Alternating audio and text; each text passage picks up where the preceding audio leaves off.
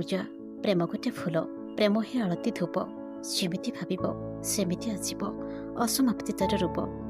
ଶାରଦୀୟ ପାର୍ବଣରେ ହିଲ୍ଲୋଳିତ କାଶତଣ୍ଡି, ବିରହପୀଣାର କଇଁ କଇଁ ଅସ୍ପଷ୍ଟ ଗୁଞ୍ଜରଣ। କେବେ ଯନ୍ତ୍ରଣାରେ ଜର୍ଜରିତ, କେବେ ପାଗଳିନୀ ବିରହ ଜ୍ୱାଳାରେ, କେବେ ପ୍ରତୀକ୍ଷାରେ ମ୍ରିୟମାଣ।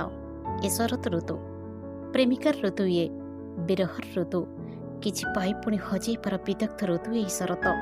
ଏଇଠି ସେଫାଳି ଫୁଟି ପୁଣି ଝରେ, ପୁଣି ଭାଗ୍ୟକୁ ନିନ୍ଦା କରି ବାହୁନି ଉଠେ ଉଦ୍ବେଗ ଉତ୍ତେଜନାରେ। କାଶତଟି ମନମାରି କହେ, ଫେରିଯା ପ୍ରିୟତମ, ମୁଁ ପୁଣି ଆସିବି ସେଇ ପାର୍ବଣର କାଶତଣ୍ଡି ସାଜି।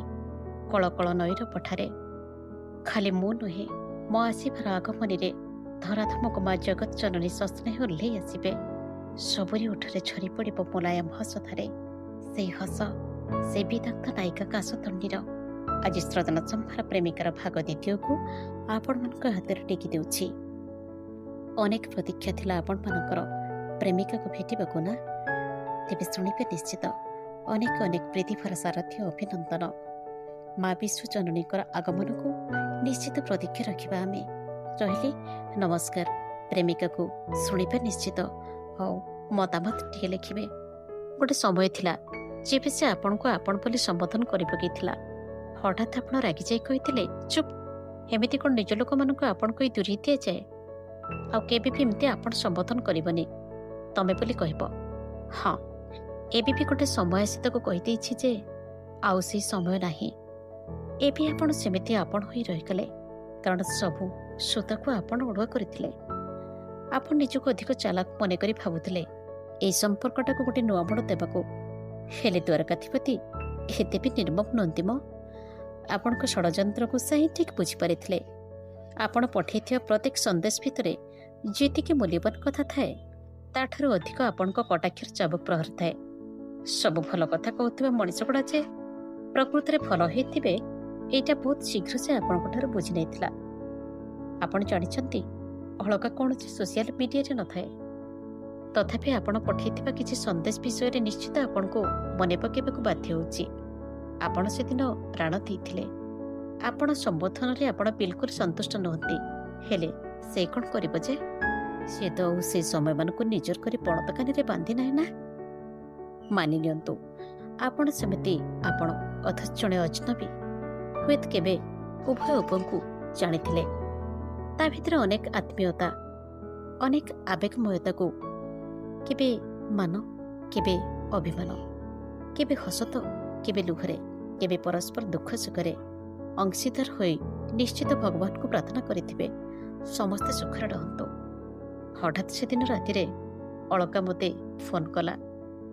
ଆଉ ତା ଗଳାର କଥା ସବୁ ଭାରି ଉଦାସ ଲାଗୁଥିଲା।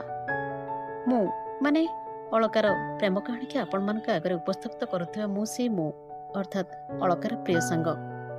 ଅଳକା କଣ୍ଠର ଏହି ଉଦାସତାକୁ ମୁଁ ବେଶ୍ ହୃଦୟଙ୍ଗମ କରିପାରେ, କାରଣ ଅଳକା ଗୋଟେ ଏମିତି ଝିଅ ଯେ ସେ କେବେ ଦୁଃଖରେ ନଥାଏ।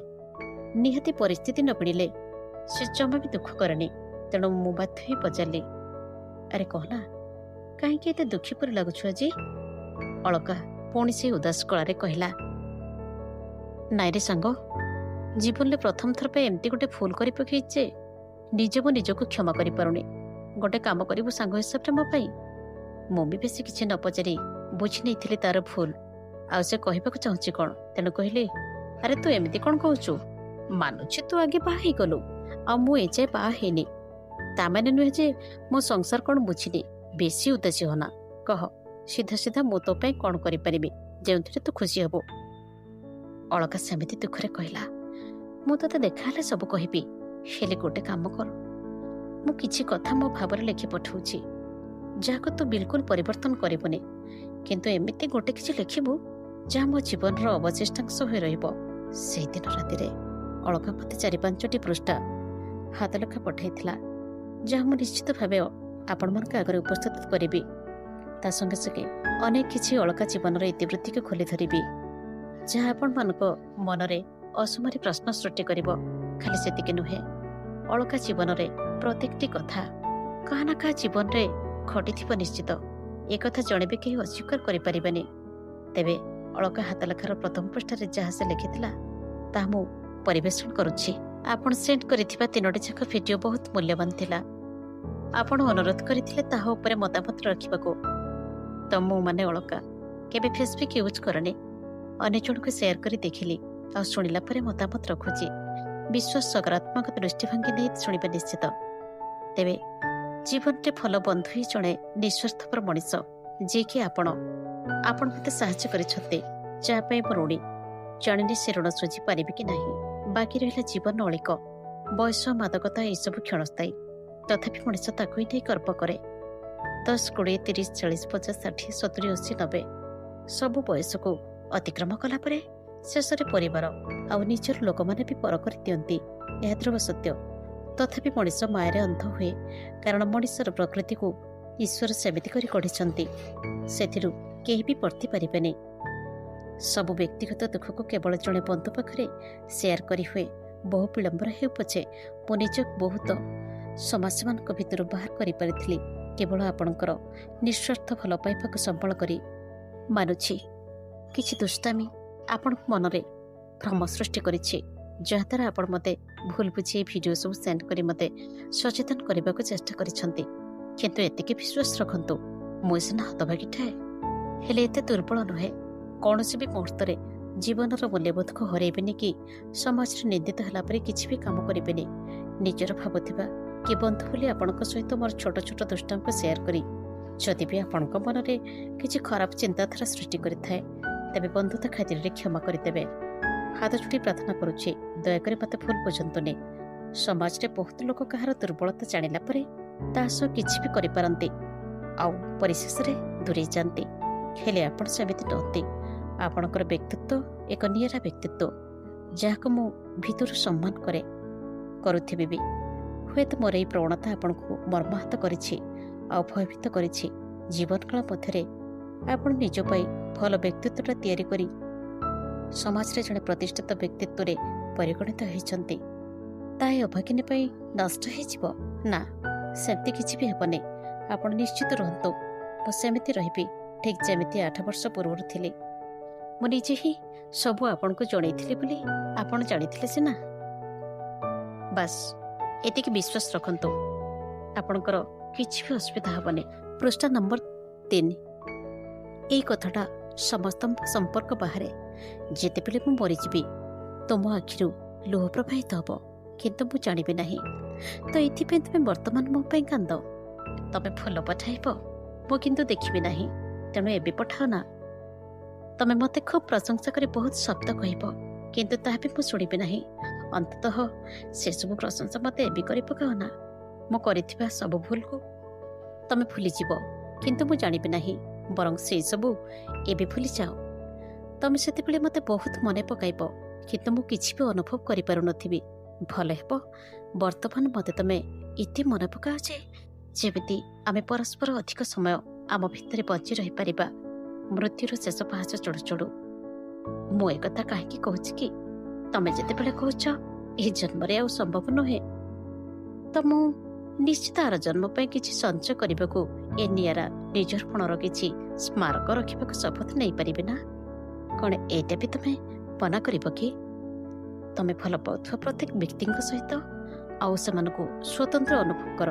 ମୁଁ କିଛି ବି ପ୍ରତିବାଦ କରିବିନି, କିନ୍ତୁ ତମକୁ ବ୍ୟକ୍ତିଗତ ଭାବେ ଭଲ ପାଉଥିବା ଗୋଟେ ମଫସଲି ଝିଅକୁ କାହିଁକି ତମେ ତମ ହୃଦୟ ଭିତରେ ଟିକେ ଜାଗା ଦେଇପାରିବନି?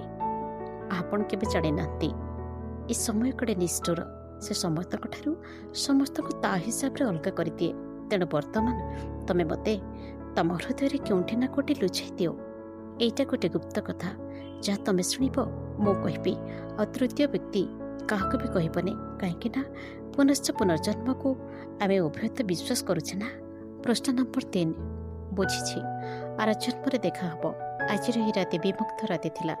ତମେ କହୁଥିବା ସବୁ ଶବ୍ଦ ମାନେ ଯେମିତି ମୋ ଦେହରେ ତାତି ଭରି ଦେଉଥିଲେ। କାହିଁକି ତମେ ଡରିଛ ତମର ଏହି ବୟସକୁ ଦେଖି? କାହିଁ ନା ତ ମୋତେ କାହିଁ ଦିଶୁନାହିଁ ତମ ଆଖିରୁ ଝରୁଥିବା ବେଳର ଲେଞ୍ଜରା। କାହିଁ ନା ତ ମୋତେ ତ କାହିଁ ଦିଶୁନାହିଁ ତମ ପରିପକ୍ୱ କେଶମାନଙ୍କର ଧବଳ ରୂପ।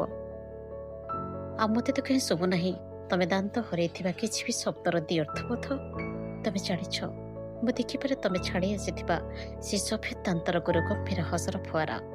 ଆଉ ମୋତେ ଦେଖାଯାଏ ତମ ବଳିଷ୍ଠ ଛାତିର ସେଇ କଳା ମଜବୁତ ଛୋଟ ଛୋଟ କେଶ ଭିତରେ ଉତ୍ତପ୍ତ ଉତ୍ତେଜନା ଆଉ ତମ ଚେହେରାର ମଲାୟମ କାରିଗରୀ ବୋଧେ ଗୋଟେ ସୁଦୀପ୍ତ ବଳିଷ୍ଠ ବପବନ୍ତ ପୁରୁଷ ପଣିଆ ତମ ସାରା ବ୍ୟକ୍ତିତ୍ୱରେ ଫୁଟି ଉଠେ। ମୁଁ ଖୁବ୍ ପାଖରୁ ଦେଖିଛି। ଏଇ ତମେ ବିନା ଖୁବ୍ ଡରକୁଳା। ତମେ ଏକା ଏକା ଶୋଇ ଶୋଇ କରଲି ଉଠେଇଲେ କେବେ କ'ଣ ଅନୁଭବ କରେ ନା ତମକୁ ପ୍ରତି ମୁହୂର୍ତ୍ତରେ ଦେହର ଛାଇ ପରି ଖୋଜିଥିବା ତମର ଏଇ ଅଳସୀ ନାୟିକାକୁ ଜାଣିଛି ତମେ ବହୁତ ଡରକୁଳା। ଆଉ ଆର ଜନ୍ମରେ କାହିଁକି ଏହି ଜନ୍ମରେ ଅନ୍ତଃସତ୍ତ୍ୱ ମୁଁ ବାରମ୍ବାର ତମରି ପ୍ରେମରେ। ଯାହା ତମେ ବିନା ଖୁବ୍ ଲାଜକୁଳା ବି। ହଁ, ତମେ ଯେମିତି ଥାଅ ଯେଉଁଠି ବି ଥାଅ ଖାଲି ଏତିକି ଅଧିକାର ପଣରେ କହିବି ଥରେ ମୋ ମନସ୍କ ହୋଇ ମୋ ଗୀତ ଆଉ ମୋ ସ୍ୱରର ପ୍ରାଣକ୍ଷେତ୍ର ପାଲଟି ଯାଅ ଆଉ ଖୁବ୍ ନିଜର କର ଯେମିତି ମୋ ସମଗ୍ର ଚେତନା ତମଭୟ ହୋଇ ଉଠୁ। ଏବେ ଶୋଇଯାଅ ଶୁଣାଗଲା ପରେ। ସତ କୁହ ନା ଆମର ଏହି ସମ୍ପର୍କ ଗୋପୀ ଭାବ ଆଉ ମୀରା ଭାବ ନେଇ ଯୁଗର ଯୁଗକୁ ଇତିହାସ ପଲଟିବ। ତମେ ସ୍ୱୀକାର କରୁଛ ନା? ପୃଷ୍ଠା ନମ୍ବର 4। ସଖା, ଏଇଟା ବୋଧେ ମୋଠୁ ବେଶୀ ତମକୁ ହିଁ ଜଣାଅଛି କି ମୀରା ରକ୍ତରେ ତମର ପ୍ରତ୍ୟେକଟି ଅନୁଭବ ପ୍ରବାହିତ ହୁଏ। ତମକୁ ବାଦ ଦେଇ କିଛି ବି ବୁଝିନଥିବା ମୁଁ ଗୋଟେ ମାନସିକ ରୋଗୀ ହେଇପାରେ ତମରି ଭାଷାରେ। ଏ ଜନ୍ମ ନହେଲେ ନାହିଁ ଆର ଜନ୍ମରେ ଏଇଟା ଆମେ ଆଶା ରଖୁଛନ୍ତି ଯେତେବେଳେ ତେବେ ତମର କାହିଁକି ଏତେ ଆପତ୍ତି? ମୋତେ ଅବହେଳା ଅଣଦେଖା ଯେତେ ବି ଅପମାନିତ କରିପାର କରିପକାଅ, କାରଣ ସେଇଟା ମୋ ପାଇଁ ଅମୃତମୟ ପୁରସ୍କାର। ତମାମ 3 ଦିନ ହେଲା ମୋତେ ଆପଣ ପଦଟିଏ ବି କଥା ହେଇନାହାନ୍ତି, SMS ବି କରିନାହାନ୍ତି। ମାନୁଛି କିଛି ଗୋଟେ ହେଇଛି, ତା ମାନେ ନୁହେଁ ଏମିତି ନିରବତା ପୋଷଣ କରିବା। ମାନୁଛି ଏସବୁ ଆପଣଙ୍କୁ ଶସ୍ତା ଲାଗିପାରେ, କିନ୍ତୁ କାହିଁକି ଆପଣ ଭାବି ପାରୁନାହାନ୍ତି ଯେ ଆପଣଙ୍କୁ କେହି ଜଣେ ଭଲ ପାଏ, ଭକ୍ତି କରେ ଆଉ ଯତ୍ନଶୀଳ ଦିନ ରାତି ରହିଥାଏ। ଆପଣ କାହିଁକି ଭାବୁନାହାନ୍ତି ଯେ ମୋ ସମଗ୍ରତା ଭିତରେ ଆପଣ ବୋଲି କେହି ଜଣେ ଭଲ ପାଏ, ପୂଜା ପାଏ, ଖାଏ, ଶୁଏ, ରାଗେ, ରୁଷେ। ଦୟାକରି ମୋତେ ଅଭିଶାପ ଦିଅନ୍ତୁ, ହେଲେ ମୋ ପାଇଁ ଟିକେ ବି ରାଗିଗଲେ ମୋତେ ଲାଗୁଛି ମୁଁ ଗୋଟେ ଖୁନି ଅପରାଧୀ। SMSରେ ଏଇଥିପାଇଁ ଡିଲିଟ୍ କଲି ଯେ ମୋତେ ଲାଗିଲା କି ଆପଣ ଏବେ ବି ଟ୍ରେସ୍ରେ ଅଛନ୍ତି, ଯାହା ଏସବୁ ଆପଣଙ୍କୁ ମୁଣ୍ଡ ବିଥାର କାରଣ ପାଲଟିବ। ପ୍ରଥମ ଥର ପାଇଁ ଆପଣ ରାଗିଲେ, ସେଇଟା ବି ମୋ ପାଇଁ ଗୋଟେ ଅମୃତ ସ୍ୱଖର। ଆପଣ ଜାଣିଛନ୍ତି ଯିଏ ଥରେ ମୀରା ଭାବରେ ତଲ୍ଲୀନ ତା ପାଇଁ ଏ ସାମାନ୍ୟ ରାଗ କି ଅପମାନ କ'ଣ ବା ଫରକ ପଡ଼ିବ? ଆପଣଙ୍କର ବୋଧେ ମନେ ନଥିବ ମୀରାଙ୍କୁ ଜହର ଦିଆଯାଇଥିଲା। ବାକି ମୁଁ ସିନା ମୀରା ନୁହେଁ, କିନ୍ତୁ ଏଇଟା ସତ। ମୁଁ ସତ୍ୟ, ଆପଣ ବି ସତ୍ୟ। ବାସ୍ ଯେତେ ଦଣ୍ଡ ଦେବାର ଦିଅନ୍ତୁ, ହେଲେ ଚୁପ୍ ରହିଯାନ୍ତୁନି, କାରଣ ଆପଣଙ୍କର ଟିକିଏ ନିରବତା ମୋ ସମଗ୍ର ଚେତନାକୁ କ୍ଷତାକ୍ତ କରୁଛି। ବାସ୍ ଏତିକି ଥିଲା ଅଳକାର ପ୍ରେମ କାହାଣୀ। ଅର୍ଥାତ୍ ସେ ଯାହାକୁ ଦେବତା ପରି ଭକ୍ତି କରୁଥିଲା, ଅନ୍ଧ ପରି ବିଶ୍ୱାସ କରୁଥିଲା, ସେ ବ୍ୟକ୍ତି ଜଣକ ତା ବୟସଠାରୁ ଯଥେଷ୍ଟ ବଡ଼ ଥିଲେ, ଯିଏକି ଅଳକାକୁ ସବୁବେଳେ ବହୁତ ଭଲ କଥା କହୁଥିଲେ। ଯଦିଓ ଧୀରେ ଧୀରେ ବନ୍ଧୁତାଟା ପ୍ରେମ ଆଡ଼କୁ ଗତି କରୁଥିଲା। କେବଳ ମାନସିକ ସ୍ତରରେ 2 ଜଣ କେବଳ ପରସ୍ପରକୁ ସାକ୍ଷାତ ବି କରୁନଥିଲେ, ସେତିକି ନୁହେଁ, କେବେ ବି ସେମାନେ କାହା ପ୍ରତି ଦେହ ଭୋଗରେ କଦାପି ବିଗ୍ର ନଥିଲେ। ବାସ୍ ମଧୁରତା ଆଉ ସ୍ନେହରେ ପରସ୍ପର ଏପରି ବିଶ୍ୱାସ କରୁଥିଲେ ଯେ ଯେପରି ମାଳି ଫୁଲ ଗଛକୁ ଭଲ ପାଏ। ମୋ ହିସାବରେ ଅଳକା ଆଉ ସେଇ ସମ୍ମାନୀୟ ସୁଜଣଙ୍କ ପବିତ୍ର ପ୍ରେମ କାହାର କିଛି ବି କ୍ଷତି କରୁନଥିଲା। ଅଥଚ ସେହି ବ୍ୟକ୍ତି ଜଣକ ଏପରି ଷଡ଼ଯନ୍ତ୍ର କରିଥିଲେ ଯେ ଯାହା ବିଚାରି ଅଳକା ଜାଣିପାରିନଥିଲା। ଅଚାନକ ଦିନେ ସେହି ବ୍ୟକ୍ତିଙ୍କର ପତ୍ନୀ ଅଳକାକୁ ସହି ନ ପାରିଲା ପରି ଗାଳିଗୁଲଜ କରିଥିଲେ ଆଉ ଧମକପୂର୍ଣ୍ଣ କଥାବାର୍ତ୍ତା କରି ଅଳକାକୁ କ୍ଷତାକ୍ତ କରି ପକାଇଥିଲେ, ଯେଉଁ କ୍ଷତ ତା ସାରା ଦେହରେ ଖାଲି ଯନ୍ତ୍ରଣା ନୁହେଁ, ଗୋଡ଼ାଏ କଳଙ୍କର ଦାଗ ସୃଷ୍ଟି କରିଦେଲା। ଜୀବନରେ କେଉଁ ପୁରୁଷ ସହ ମୁହଁ ଟେକି କଥା ହେଇନଥିବା ଅଳକାକୁ ଏତେ ଖରାପ କଥା ପୁଣି ଗୁଡ଼ାଏ ନିନ୍ଦା ସହିବାକୁ ପଡ଼ିଲା। ଏକଥା ହୁଏତ କେହି ଜାଣି ନ ପାରନ୍ତି, ହେଲେ ସେହି ଷଡ଼ଯନ୍ତ୍ରକାରୀ ପୁରୁଷ ଜଣକ ନିଜ ସ୍ତ୍ରୀ ପାଖରେ ନିଜକୁ ସଚୋଟ ପୁରୁଷର ଅଭିନୟ କରି ଅଳକାକୁ କଳଙ୍କର ଟୀକା ପିନ୍ଧାଇ ଦେଲେ କାହିଁକି? ଏହି ପ୍ରଶ୍ନ ଅଳକା ମନରେ ବାରମ୍ବାର ପ୍ରଶ୍ନବାଚୀ ସୃଷ୍ଟି କରିଥିଲା, ଯାହାଦ୍ୱାରା ନିଜର ମାନସିକ ଭାରସାମ୍ୟ ହରାଇ ବସୁଥିଲା। ବାରମ୍ବାର ଅଳକା ଯେଉଁଠି ବସିଲେ ନୀରବରେ କ'ଣ ସବୁ ଗପି ଯାଉଥିଲା। ଯେଉଁ ପୁରୁଷକୁ ଦେଖିଲେ ଗୋଟିଏ ଅଜବ ବ୍ୟବହାର କରୁଥିଲା, ଯାହା ଅଳକାର ସ୍ୱାମୀଙ୍କ ମନରେ ଭାବାନ୍ତର ସୃଷ୍ଟି କଲା। ଏମିତି କିଛି ମାସ ଗତ ହେଲା ପରେ ଅଳକାର ସ୍ୱାମୀ ଅଳକାକୁ ଭୁଲ ବୁଝିବା ଆରମ୍ଭ କରିଦେଲେ, ଯାହା ଅଳକା ବିଲକୁଲ ବରଦାସ୍ତ କରିପାରିନଥିଲା। ଆଉ ଶେଷରେ ଆତ୍ମହତ୍ୟା କରି ଭୟଙ୍କର ରାସ୍ତାକୁ ବାଛି ନେଲା। ମାନୁଛି ଅଳକାର ଭୁଲ ଥିଲା କି ସେ ତା ବୟସଠାରୁ ଯଥେଷ୍ଟ ବୟସ୍କ ଜଣକୁ ନିଜର ଦୁର୍ବଳତା ପ୍ରକାଶ କରିଥିଲା, ଯେଉଁ ଦୁର୍ବଳତା କାହାର କିଛି ବି କ୍ଷତି କରିନଥିଲା କି ଜୀବନର କେବେ ବି କାହାକୁ କ୍ଷତି ସହିବାକୁ ପଡ଼ିନଥିଲା ବା ପଡ଼ିନଥାନ୍ତା। ଟିକିଏ ସ୍ନେହଭୁଳ କଥା ପଦେ, ଟିକିଏ ମଧୁର ହସ ଥରେ, ଟିକିଏ ଭଲ ମନ୍ଦ ଯଦି କିଏ କାହାକୁ ବାଣ୍ଟିଦେଲା, ତେବେ ଏ ସମାଜରେ ଲୋକମାନେ କାହିଁକି ଅସହିଷ୍ଣୁ ହୋଇପଡ଼ନ୍ତି। ଅଳକା ନିପଟ ମଫସଲର ଝିଅଟିଏ, ଯାହାର ପରିପୂର୍ଣ୍ଣ ସଂସାରଟିଏ ଅଛି। ତା ସଂସାର ବି ବେଶ ହସ ଖୁସିରେ ଚାଲିଥିଲା, କିନ୍ତୁ ଏହା ନୁହେଁ ତ ତା ସଂସାରକୁ ଓଜାଡ଼ି ଦେଇ ନା ସେ କାହା ପାଖକୁ ଚାଲି ଯାଉଥିଲା, ନା ସେ ତାଙ୍କର ସଂସାରକୁ ଭାଙ୍ଗି ଦେଉଥିଲା। କେତେ ନିଚ, କେତେ ହୀନମନ୍ୟତା ଏହି ମଣିଷମାନଙ୍କ ମନରେ। ବିଚାରୀ ଅଳକା କେତେ କାନ୍ଦିଛି ସେ ଭଦ୍ର ମହିଳାଙ୍କର କର୍ଣ୍ଣ କଟୁକ୍ତି ଶୁଣି। ମା ମା ବୋଲି କେତେ ମିନତି କରିଛି ତାକୁ ଭୁଲ ନ ବୁଝିବାକୁ। ସାମାନ୍ୟ ଟିକେ ସ୍ନେହ ଆଦରରେ ଭାସିଯାଇ ଅଳକା ଭାବୁଥିଲା ସେ ବୁଦ୍ଧି କାହାକୁ ପ୍ରେମ କରି ବସିଛି। ହେଲେ ଏଇ ଦୁଇଟି ଶବ୍ଦର ବ୍ୟାପକତା ଏତେ ସୁଦୂର ପ୍ରସାରୀ ଯେ, ଯାହା ତାକୁ ଆତ୍ମହତ୍ୟା କରିବାକୁ ବାଧ୍ୟ କରିଦେଲା। ସେ ନିରୀହ ଅଳକା ଏବେ ଆଉ ଦୁନିଆରେ ନାହିଁ ବୋଲି କହିଲେ ଭୁଲ ହେବ, ବରଂ ସେ ମାନସିକ ଭାବେ ମରିଯାଇଛି। କାରଣ ଯେଉଁ ଫଟୋ ଦେଖି ସେ ଭଦ୍ର ମହିଳା ଜଣକ ଅଳକାକୁ ବହୁତ ଗାଳିଗଲଜ ଆଉ ଅପମାନ ଦେଇଥିଲେ। ତମେ କାହିଁକି ମୋ ସ୍ୱାମୀକୁ ଫଟୋ ପଠାଇଥିଲ? ଥରେ ଆସି ଅନ୍ତତଃ ସେ ମହିଳା ଜଣକ ନିଜ ଆଖିରେ ଦେଖିଯାଆନ୍ତୁ। ଏବେ ମାନସିକ ବିକାରଗ୍ରସ୍ତ ରୋଗୀ ଭାବେ ବଡ଼ ମେଡିକାଲରେ ମରଣ ସହିତ ଲଢ଼ୁଥିବା ବା ଚିକିତ୍ସିତ ହେଉଥିବା ଅଳକାର ଫଟୋକୁ ଟିକେ ଦେଖନ୍ତୁ ନା। ସତରେ କ'ଣ ଏହି ଗାଉଁଲି ମଫସଲ ଝିଅଟା ଆପଣଙ୍କ ସଂସାରକୁ ଭାଙ୍ଗି ଦେଇଥାନ୍ତା ବା ଭାଙ୍ଗି ଦେଉଥିଲା? ଛି, ଏତେ ନିଜ ମାନସିକତା ଆପଣମାନଙ୍କର। ପ୍ରେମକୁ ପୂଜା ବୋଲି କହୁଛନ୍ତି, ପୁଣି ପ୍ରେମକୁ ଏତେ କଦର୍ଯ୍ୟ ଚିନ୍ତାଧାରା ନେଇ ବିଚାର କରୁଛନ୍ତି। ଗୋଟେ କଥା କାନ ଖୋଲି ଶୁଣି ରଖନ୍ତୁ, ପ୍ରେମ କେବଳ ପ୍ରବଣତାକୁ ବୁଝାଏ, ଅର୍ଥାତ୍ ମଧୁରତା, ନିବିଡ଼ତା, ବିକଳତା ଆଉ ସମର୍ପଣ। ଏୟା ନୁହେଁ କି ଦେହ ସମ୍ଭୋଗ ବା କାହାର ସଂସାରକୁ ଭାଙ୍ଗିଦେବା। ଆଜି ଅଳକା ଚିକିତ୍ସିତ ହେଉଛି, ହୁଏତ ସେ ପାଗଳିର ଜୀବନ ନେଇ ଜିଇପାରେ, ନଚେତ୍ ଦୁନିଆ ଛାଡ଼ି ଚାଲି ଯାଇପାରେ। ହେଲେ ଆପଣମାନଙ୍କ ପରି ଭଦ୍ର ପୁରୁଷ ଆଉ ମହିଳାମାନେ ନିଜକୁ କ୍ଷମା କରିପାରିବେ ତ? ଯଦି ଅଳକା ସୁସ୍ଥ ହୋଇ ଫେରେ, ତେବେ ତ ମୁଁ ନିଶ୍ଚିତ ଆପଣମାନଙ୍କୁ ଭେଟିବି ଆଉ ଗୋଟିଏ ପ୍ରଶ୍ନ ପଚାରିବି। ଅନ୍ତତଃ ସେତେବେଳେ ସେ ଆପଣ ଦୁହେଁ ସୁସ୍ଥ ହୋଇ ବଞ୍ଚିଥାନ୍ତୁ। ଅନ୍ତତଃ ଏତିକି ତ ବୁଝି ନିଅନ୍ତୁ, ମଣିଷ ମଣିଷ ସହିତ ନିଜର ଦୁଃଖ ସୁଖକୁ କାହା ସହିତ ବାଣ୍ଟି ଦେଲେ ଦୁଃଖ ଲାଘବ ହୋଇଯାଏ, ଆଉ ସୁଖ ବି ବେଶୀ ଆନନ୍ଦ ଦେଇଥାଏ। ନିଜର ଶିକ୍ଷିତ ମାନସିକତାକୁ ଏପରି କଦର୍ଯ୍ୟ ବିଚାର କରି କୌଣସି ବନ୍ଧୁତ୍ୱପୂର୍ଣ୍ଣ ସମ୍ପର୍କକୁ ବିଲକୁଲ ଭାଙ୍ଗନ୍ତୁନି, କାରଣ ବନ୍ଧୁତା ସବୁବେଳେ ପବିତ୍ରତାର କଥା କହେ। ନିଜର ନିମ୍ନ ଚିନ୍ତାଧାରା ପାଇଁ କୌଣସି ପବିତ୍ର ସମ୍ପର୍କକୁ କଳଙ୍କିତ କରନ୍ତୁ ନାହିଁ। ଜୟ ଜଗନ୍ନାଥ।